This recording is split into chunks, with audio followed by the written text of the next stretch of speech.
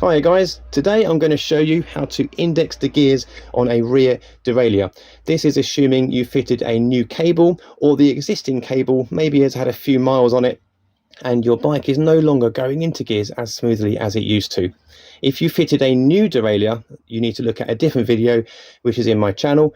So this is for us to index an already existing derailleur where everything has been set up from new. Okay, so currently this is a 10-speed system. If I try and click into gear 9, nothing happens. There's a little bit of clicking, which is the chain trying to go into the next sprocket up.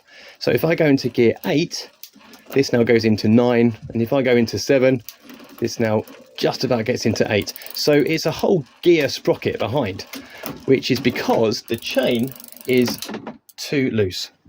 It's lost its tension over many miles. The way to fix it is really simple, so I'm going to do this in one take. This is the barrel adjuster.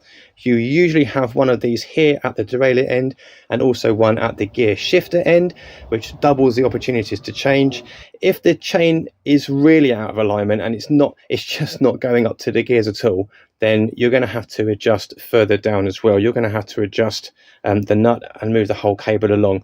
But this is just indexing. This is fine tuning. So what we need to do is we want the chain to be lifted up more easily, so it goes into gear 9 and 8 and 7. As a result, we need to add tension to the cable. The whole purpose of the cable, if you didn't know, was to help lift the chain onto the next highest sprocket. In this case, for the rear derailleur, that's going into the easier gears for going uphill. If it was the front derailleur, you'd be lifting over the larger sprockets to go into the faster speeds. So here, we need to add tension, and this is how we do it. With the barrel adjuster, we are going to go lefty loosey, and although it's loose in traditional terms, what's actually happening is the adjuster is pulling the cable slightly tighter. We're only talking a millimeter or two, but it will make a massive difference.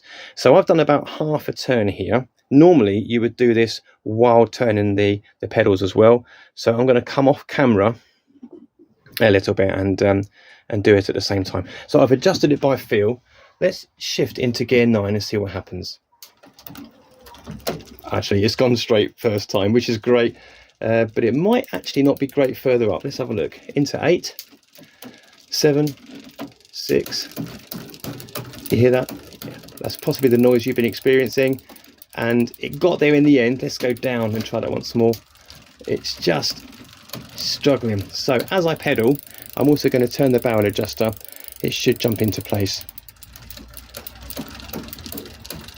There we go. I want to go back down to 10 and see if it's worked. So from 10 into 9, 8, not quite, it still struggled. So let's just turn it another quarter turn.